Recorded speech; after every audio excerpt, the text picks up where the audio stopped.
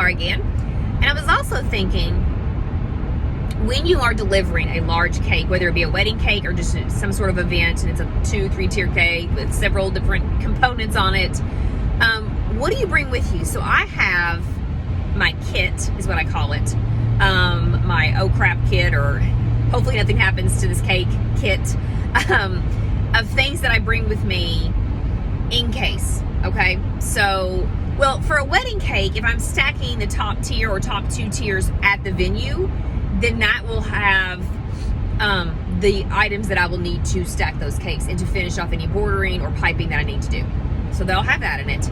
But also, even if the cake is completely intact and stacked before the delivery, I always bring extra piping bags with the icing and tips that I would need to like repipe a border or the piping that's on their details, attach a flower that may have fallen off, whatever it may be. I have all those things. I have a few cake spatulas. I have my cake level to make sure the table or the cake stand or the table that I'm placing the cake on is in fact level.